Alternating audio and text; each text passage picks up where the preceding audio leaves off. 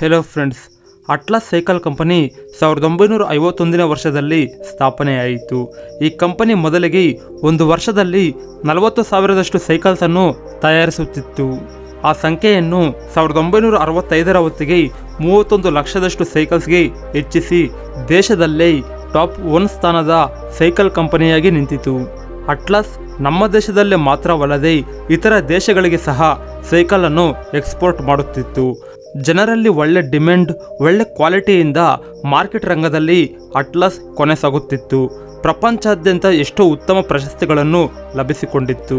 ನಂತರ ಬಂದ ಕಾಲದ ಬದಲಾವಣೆಯಿಂದ ಸೈಕಲ್ಗಳನ್ನು ಬಳಸುವುದು ತಗ್ಗಿಸಿ ಬೈಕ್ಸ್ ಮತ್ತು ಕಾರ್ಸ್ನಂಥವುಗಳನ್ನು ಹೆಚ್ಚಾಗಿ ಬಳಸುವಂಥದ್ದು ನಡೆಯಿತು. ಇದರಿಂದ ಅಟ್ಲಾಸ್ ಕಂಪನಿಯ ಮಾರಾಟಗಳು ಸ್ವಲ್ಪವೇ ಕುಗ್ಗಿ ಹೋಗುತ್ತೆ. ಆರ್ಥಿಕವಾಗಿ ಅಟ್ಲಾಸ್ ತುಂಬ ಹಿಂದೆ ಬೀಳುತ್ತೆ. ಉದ್ಯೋಗಿಗಳಿಗೆ ವೇತನಗಳನ್ನು ಕೊಡಲಾಗದೆ ತುಂಬ ಸಮಸ್ಯೆಗಳನ್ನು ಎದುರುಗೊಳ್ಳುತ್ತೆ. ಕೆಲವು ಜನ ಕಂಪನಿ ಉದ್ಯೋಗಿಗಳು ವೇತನಗಳಿಗಾಗಿ ಹೋರಾಟವನ್ನು ಸಹ ನಡೆಸಿದರು. ಆದರೆ ಮಾರಾಟಗಳು ಇಲ್ಲದೆ ಇದ್ದ 3 ಮ್ಯಾನುಫ್ಯಾಕ್ಚರಿಂಗ್ ಯೂನಿಟ್ಸನ್ನು ಸಹ ಮುಚ್ಚಿ ಹಾಕುವಂಥ ಪರಿಸ್ಥಿತಿ ಎದುರಾಯಿತು. ಮೊದಲಿನಲ್ಲಿ 2014ನೇ ವರ್ಷದಲ್ಲಿ ಆರ್ಥಿಕವಾಗಿ ಬಂದ ಸಮಸ್ಯೆಗಳಿಂದ ಮಧ್ಯಪ್ರದೇಶದಲ್ಲಿನ ಮಲನ್ಪುರದಲ್ಲಿನ ಯೂನಿಟ್ಸನ್ನು ಸಹ ಮುಚ್ಚಿ ಹಾಕಲಾಯಿತು. ನಂತರ 2018ನೇ ವರ್ಷದಲ್ಲಿ ಸೋನಿಪಾಟ್ನಲ್ಲಿನ ಯೂನಿಟನ್ನು ಸಹ ಕ್ಲೋಸ್ ಮಾಡಲಾಯಿತು. ಇನ್ನು ಕೊನೆಯದಾಗಿ 2020ನೇ ವರ್ಷದಲ್ಲಿ ಉತ್ತರ ಪ್ರದೇಶದಲ್ಲಿನ ಸಾಯಿದಾಬಾದ್ನಲ್ಲಿನ ಅತಿದೊಡ್ಡ ಮ್ಯಾನುಫ್ಯಾಕ್ಚರಿಂಗ್ ಯೂನಿಟನ್ನು ಸಹ ಕ್ಲೋಸ್ ಮಾಡಲಾಯಿತು. ಒಂದು ಸಮಯದಲ್ಲಿ ಟಾಪ್ 1 ಸೈಕಲ್ ಮ್ಯಾನುಫ್ಯಾಕ್ಚರಿಂಗ್ ಕಂಪನಿಯಾಗಿದ್ದ ಅಟ್ಲಾಸ್ ಸೈಕಲ್ ಕಂಪನಿ ಈಗ ಇಲ್ಲದೇ ಆಗಿದೆ. ವಿಡಿಯೋಕಾನ್ ಕಂಪನಿಯನ್ನು 1986ನೇ ವರ್ಷದಲ್ಲಿ ಸ್ಟಾರ್ಟ್ ಮಾಡಿದ್ರು. ಭಾರತದಲ್ಲಿ ಮೊಟ್ಟಮೊದಲ ಬಾರಿ ಕಲರ್ ಟಿವಿಯನ್ನು ತಯಾರು ಮಾಡಿದಂಥ ಸಂಸ್ಥೆ ವಿಡಿಯೋಕಾನ್. ಭಾರತದಲ್ಲಿ ತುಂಬ ಕಡಿಮೆ ವರ್ಷಗಳಲ್ಲಿ ಟಾಪ್ ಎಲೆಕ್ಟ್ರಾನಿಕ್ ಬ್ರ್ಯಾಂಡ್ ಆಗಿ ವಿಡಿಯೋಕಾನ್ ಹೆಸರು ಗಳಿಸಿತ್ತು. ನಂತರದ ಕಾಲದಲ್ಲಿ ತಮ್ಮ ಬ್ರ್ಯಾಂಡನ್ನು ವಿವಿಧ ರಂಗಗಳಲ್ಲಿ ವಿಸ್ತರಿಸಬೇಕೆಂದು ಟೆಲಿಕಾಂ ಮತ್ತು DTH ರಂಗಗಳನ್ನು ಪ್ರವೇಶಿಸಿತ್ತು. ಇದಕ್ಕಾಗಿ ಸುಮಾರು ಕೋಟಿಗಳ ಹಣವನ್ನು ವಿವಿಧ ಬ್ಯಾಂಕ್ಗಳಿಂದ ಸಾಲವಾಗಿ ಪಡೆದಿತ್ತು. ಆದರೆ ಆ ರಂಗಗಳಲ್ಲಿ ಇದ್ದ ಪೈಪೋಟಿಯ ಕಾರಣದಿಂದ ಅಂದುಕೊಂಡ ರೀತಿ ತಮ್ಮ ವ್ಯಾಪಾರದ ಚಟುವಟಿಕೆಗಳನ್ನು ಮಾಡಲು ಸಾಧ್ಯವಾಗಲಿಲ್ಲ. ಒಂದೇ ಸಮನಾಗಿ ಎಲ್ಲ ರಂಗದಲ್ಲಿಯೂ ವ್ಯಾಪಾರ ಕುಸಿದ ಕಾರಣ ಆರ್ಥಿಕವಾಗಿ ತುಂಬ ಹಿಂದೆ ಬೀಳುತ್ತೆ. ಬ್ಯಾಂಕ್ಗಳಲ್ಲಿ ಸಾಲವಾಗಿ ಪಡೆದಿದ್ದ 88,000 ಕೋಟಿಗಳಷ್ಟು ಹಣವನ್ನು ತೀರಿಸಲು ಆಗದಂಥ ಪರಿಸ್ಥಿತಿಗೆ ಹೊರಟು ಹೋಗಿತ್ತು. ಇದೇ ಭಾರತದಲ್ಲಿ ಟೆಲಿಕಾಂ ರಂಗದಲ್ಲಿ ತೆಗೆದುಕೊಂಡಿದ್ದ ಅತಿ ದೊಡ್ಡ ಸಾಲದ ಮೊತ್ತ. ವಿಡಿಯೋಕಾನ್ಗೆ ಸಂಬಂಧಿಸಿರುವ ತುಂಬ ಚಿಕ್ಕ ಸಂಸ್ಥೆಗಳನ್ನು ಇತರೆ ಬೇರೆ ಕಂಪನಿಗಳಿಗೆ ಮಾರಿಹಾಕಿತು. ಇದುವರೆಗೂ ವಿಡಿಯೋಕಾನ್ಗೆ ಸಂಬಂಧಿಸಿದ ಬ್ಯಾಂಕ್ರಫ್ಟ್ ಕಾಂಟ್ರವರ್ಸಿಸ್ ನಡೆಯುತ್ತಲೇ ಇವೆ. ಹಾರ್ಲಿ ಡೇವಿಡ್ಸನ್ ಎಂಬುದು US ಮೋಟಾರ್ ಸೈಕಲ್ ಕಂಪನಿ. 2009ನೇ ವರ್ಷದಿಂದ ಭಾರತದಲ್ಲಿ ಈ ಮೋಟಾರ್ ಸೈಕಲ್ ತಯಾರಿಕೆ ಮತ್ತು ಮಾರಾಟ ಮೊದಲಾಯಿತು. ಈ ಕಂಪನಿ ದೇಶದಲ್ಲಿರುವ 21 ಮುಖ್ಯ ನಗರಗಳಲ್ಲಿ ಡೀಲರ್ಶಿಪ್ ಅನ್ನು ಏರ್ಪಟ್ಟು ಮಾಡಿಕೊಂಡಿತ್ತು. US ಮತ್ತು ವಿವಿಧ ದೇಶಗಳಿಂದ ಬರುತ್ತಿದ್ದ ಪಾರ್ಟ್ಸ್ ಭಾರತದಲ್ಲಿ ಜೋಡಿಸಲಾಗುತ್ತಿತ್ತು. ಆಗಿನ ಸಮಯದಲ್ಲಿ ಹಾರ್ಲಿ ಡೇವಿಡ್ಸನ್ US ಹೊರಗೆ ಏರ್ಪಟ್ಟು ಮಾಡಿದ್ದ ಒಂದೇ ಒಂದು ಅಸೆಂಬ್ಲಿ ಯೂನಿಟ್ ನಮ್ಮ ಭಾರತದಲ್ಲಿ ಮಾತ್ರವೇ ಇತ್ತು. ಹೀಗೆ ವಿವಿಧ ಮಾಡೆಲ್ಸ್ ಅನ್ನು ಭಾರತದಲ್ಲಿ ತಯಾರಿಸಿ ಯುರೋಪ್ ಮತ್ತು ಏಷ್ಯನ್ ಮಾರ್ಕೆಟ್ಗೆ ತಲುಪಿಸುತ್ತಿತ್ತು. ಆದರೆ ನಮ್ಮ ದೇಶದಲ್ಲಿದ್ದ ಮಿಡಲ್ ಕ್ಲಾಸ್ ಎಕನಾಮಿನೊಂದಿಗೆ ಹೋಲಿಸಿ ನೋಡಿದರೆ ಹಾರ್ಲಿ ಡೇವಿಡ್ಸನ್ನ ಬೆಲೆ ತುಂಬ ಹೆಚ್ಚಾಗಿ ಇರುತ್ತಿತ್ತು. ಇದಕ್ಕಾಗಿ ನಮ್ಮ ದೇಶದಲ್ಲಿನ ಪ್ರಜೆಗಳು ಈ ಬೈಕ್ಸ್ ಅನ್ನು ಕೊಂಡುಕೊಳ್ಳಲು ಹೆಚ್ಚು ಆಸಕ್ತಿಯನ್ನು ತೋರಲಿಲ್ಲ. ಆದ್ದರಿಂದ ಆ ಕಂಪನಿ ತಮ್ಮ ಸೇಲ್ಸ್ ಅನ್ನು ಅಂದುಕೊಂಡ ರೀತಿ ಮಾರಲು ಆಗದೆ ಅಸಂತೃಪ್ತಿ ಹೊಂದಿತು. ಆ ಬೈಕ್ಸ್ನ ಒಂದು ಬೆಲೆ ಹೆಚ್ಚಾಗಿ ಇದ್ದದ್ದು ಮಾತ್ರವಲ್ಲದೆ ಅವುಗಳ ಸರ್ವಿಸ್ಗೆ ಸಹ ತುಂಬ ಹಣ ಖರ್ಚಾಗುತ್ತಿತ್ತು. ಆದ ಕಾರಣ ಅವುಗಳ ಸೇಲ್ಸ್ ನಮ್ಮ ದೇಶದಲ್ಲಿ ತುಂಬ ಕಡಿಮೆ ಸ್ಥಾನದಲ್ಲಿ ಇತ್ತು. ಇಲ್ಲಿ ಪ್ರಜೆಗಳಲ್ಲಿ ಇದ್ದ ವೀಕ್ ಡಿಮ್ಯಾಂಡ್ ಕಾರಣದಿಂದ ಆ ಕಂಪನಿ 2020ನೇ ವರ್ಷದಲ್ಲಿ ಸೆಪ್ಟೆಂಬರ್ ತಿಂಗಳಲ್ಲಿ ತಮ್ಮ ಕಂಪನಿಗೆ ಸಂಬಂಧಿಸಿದ ಮ್ಯಾನುಫ್ಯಾಕ್ಚರಿಂಗ್ ಯೂನಿಟ್ಸ್ ಅನ್ನು ಮತ್ತು ತುಂಬ ಸಮಯದ ಕಾಲ ತಮ್ಮ ಸಂಸ್ಥೆಯನ್ನು ಮುಚ್ಚಿ ಹಾಕುವುದಾಗಿ ಹೇಳಿತು.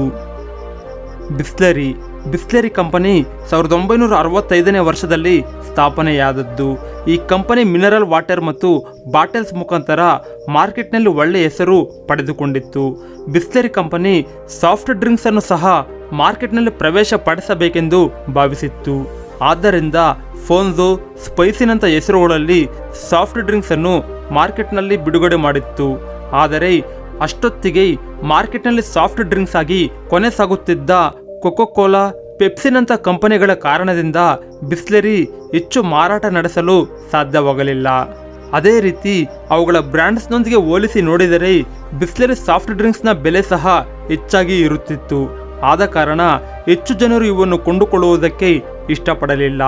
ಇನ್ನು ನಷ್ಟಗಳಲ್ಲಿ ಇರಲಾರದೆ ಬಿಸ್ಲೆರಿ ಸಾಫ್ಟ್ ಡ್ರಿಂಕ್ಸನ್ನು ಆ ಸಂಸ್ಥೆ ತಯಾರಿಸುವುದನ್ನು ನಿಲ್ಲಿಸಿಬಿಡುತ್ತೆ. ಆದರೆ ವಾಟರ್ ಬಾಟಲ್ ರಂಗದಲ್ಲಿ ಇಂದಿಗೂ ಬಿಸ್ಲೆರಿ ಕಂಪನಿಯೇ ಒಳ್ಳೆ ಬ್ರ್ಯಾಂಡ್ ಆಗಿ ಕೊನೆಸಾಗುತ್ತಿದೆ. ಕಿಂಗ್ಫಿಷರ್. ಯುನೈಟೆಡ್ ಬ್ರೇವರ್ಸ್ನ ಅಧಿಪತಿ ವಿಜಯ್ ಮಲ್ಯ ಕಿಂಗ್ಫಿಷರ್ ಏರ್ಲೈನ್ಸ್ ಅನ್ನು 2003ನೇ ವರ್ಷದಲ್ಲಿ ಪ್ರಾರಂಭಿಸಿದರು. ಇದರ ಒಂದು ಆಪರೇಷನ್ ಎಲ್ಲವೂ 2005ನೇ ವರ್ಷದಿಂದ ಮೊದಲಾಯಿತು.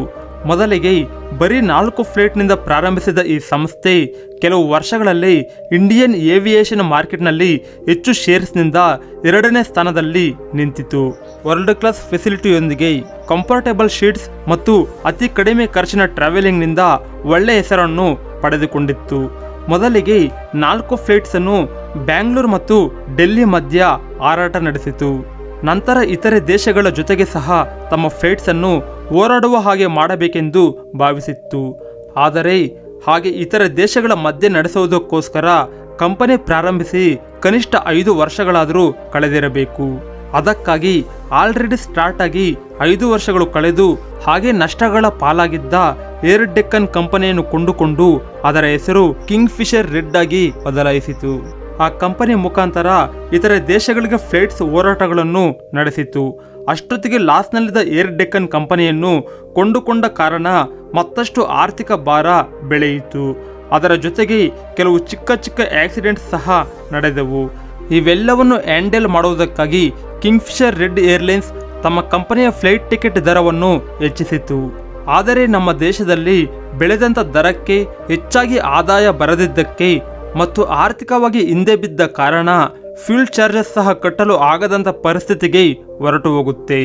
ತಮ್ಮ ಉದ್ಯೋಗಿಗಳಿಗೆ ಕೆಲವು ತಿಂಗಳ ಕಾಲ ವೇತನ ಕೊಡದೇ ಇದ್ದ ಕಾರಣ ತುಂಬ ಜನ ಉದ್ಯೋಗಿಗಳು ಕಂಪನಿ ಬಿಟ್ಟು ಹೊರಟು ಹೋದರು. ಕಿಂಗ್ಫಿಷರ್ ರೆಡ್ ಕಂಪನಿ ಹೆಚ್ಚಾಗಿ ಎಕ್ಸ್ಪೆನ್ಷನ್ ಮೇಲೆ ದೃಷ್ಟಿ ಇಟ್ಟು ಆದಾಯವನ್ನು ಇಡಿಸಿಕೊಳ್ಳಲಿಲ್ಲ. 2011ನೇ ವರ್ಷದಲ್ಲಿ ಇಂಡಿಯನ್ ಇನ್ಕಮ್ ಟ್ಯಾಕ್ಸ್ನವರು ಕಿಂಗ್ಫಿಷರ್ ಏರ್ಲೈನ್ಸ್ನ ಬ್ಯಾಂಕ್ ಅಕೌಂಟ್ಸ್ ಅನ್ನು ಸಹ ಬ್ಲಾಕ್ ಮಾಡಿಸಿದರು. 2012ರಲ್ಲಿ ಕಿಂಗ್ಫಿಷರ್ನ ಸಿವಿಲ್ ಏವಿಯೇಷನ್ ಲೈಸೆನ್ಸ್ ಅನ್ನು ಸಹ ರದ್ದು ಮಾಡಿದರು. ವಿಜಯ್ ಮಲ್ಯ ವಿವಿಧ ಬ್ಯಾಂಕ್ಗಳಲ್ಲಿ ಮಾಡಿದ್ದ ಸಾವಿರಾರು ಕೋಟಿಗಳ ಹಣದ ಕಾರಣದಿಂದ ಆರ್ಥಿಕ ನಷ್ಟಗಳಿಂದ ಕಂಪನಿಯನ್ನು ಪೂರ್ತಿಯಾಗಿ ಮುಚ್ಚಿ ಹಾಕುವಂಥ ಪರಿಸ್ಥಿತಿ ಏರ್ಪಡಿತ್ತು. ಟಿಂಬರ್ಲ್ಯಾಂಡ್ ಎಂಬುದು ಇದು ಒಂದು US ಶೂ ಬ್ರ್ಯಾಂಡ್ಸ್. ಈ ಕಂಪನಿ ನಮ್ಮ ಭಾರತಕ್ಕೆ 2000ನೇ ವರ್ಷದಲ್ಲಿ ರಿಲಯನ್ಸ್ ಇಂಡಸ್ಟ್ರೀಸ್ ಲಿಮಿಟೆಡ್ ಮುಖಾಂತರ ಪ್ರವೇಶಿಸಿತು. ಈ ಕಂಪನಿಯು ಟ್ರಕ್ಕಿಂಗ್, ಔಟ್ಡೋರ್ ರೀತಿ ವಿಧ ವಿಧವಾದ ಶೂಗಳನ್ನು ತಯಾರಿಸುತ್ತಿತ್ತು. ಆದರೆ ಅಷ್ಟೊತ್ತಿಗೆ ಇಂಡಿಯನ್ ಮಾರ್ಕೆಟ್ನಲ್ಲಿ ನಡೆಯುತ್ತಿದ್ದ ವುಡ್ಲ್ಯಾಂಡ್ ಕಾರಣದಿಂದ ಟಿಂಬರ್ಲ್ಯಾಂಡ್ ಸೇಲ್ಸ್ ಕುಗ್ಗಿ ಹೋಯಿತು. ಯಾಕೆಂದರೆ ಈ 2 ಬ್ರ್ಯಾಂಡ್ಸ್ ಆಲ್ಮೋಸ್ಟ್ ಒಂದೇ ರೀತಿ ಇರುತ್ತವೆ. ಲೋಗೋಸ್, ಡಿಸೈನ್ಸ್ ಮತ್ತು ಒಂದೇ ರೀತಿಯ ಮಾರ್ಕೆಟ್ ವ್ಯಾಲ್ಯೂಸ್ನಿಂದ ಈ 2 ಕಂಪನೀಸ್ ಕನ್ಫ್ಯೂಷನ್ನಿಂದ ಕೂಡಿದ್ದವು. ಮಾರ್ಕೆಟ್ನಲ್ಲಿ ಈ 2 ಕಂಪನೀಸ್ಗೆ ಸಂಬಂಧಿಸಿದ ಪ್ರಾಡಕ್ಟ್ ಸೇಮ್ ಒಂದೇ ರೀತಿ ಇದ್ದ ಕಾರಣ ದೊಡ್ಡ ಕಾಂಪಿಟೇಷನ್ ಏರ್ಪಡಿತ್ತು. ಆದರೆ ಟಿಂಬರ್ಲ್ಯಾಂಡ್ಗೆ ಹೋಲಿಸಿದರೆ ಸೇಮ್ ಮತ್ತು ಭಾರತದಲ್ಲೇ ಮುಂಚೆಯೇ ಇದ್ದ ವುಡ್ಲ್ಯಾಂಡ್ನ ಸೇಲ್ಸ್ ಬೆಳೆದು ಟಿಂಬರ್ಲ್ಯಾಂಡ್ನ ಸೇಲ್ಸ್ ಒಂದೇ ಸಮನೆ ಕುಗ್ಗಿ ಹೋಯಿತು. ಇದರಿಂದ ಟಿಂಬರ್ಲ್ಯಾಂಡ್ ಕಂಪನಿಯು ಇಂಡಿಯಾದಲ್ಲಿದ್ದ ತಮ್ಮ ಎಲ್ಲ ಸ್ಟೋರ್ಸ್ ಅನ್ನು 2015ನೇ ವರ್ಷದಲ್ಲಿ ಮುಚ್ಚಿ ಹಾಕಿತು. ಓಕೆ ಫ್ರೆಂಡ್ಸ್, ಇದಿಷ್ಟು ಈ ವಿಡಿಯೋದ ಮಾಹಿತಿ. ಈ ವಿಡಿಯೋ ನಿಮಗೆ ಇಷ್ಟವಾದರೆ ಲೈಕ್ ಮಾಡಿ, ಶೇರ್ ಮಾಡಿ. ಈ ರೀತಿಯ ಮತ್ತಷ್ಟು ಆಸಕ್ತಿಕರವಾದ ವಿಡಿಯೋಗಳಿಗಾಗಿ ನಮ್ಮ ಚಾನಲ್ಗೆ ಸಬ್ಸ್ಕ್ರೈಬ್ ಆಗಿ. Thank you.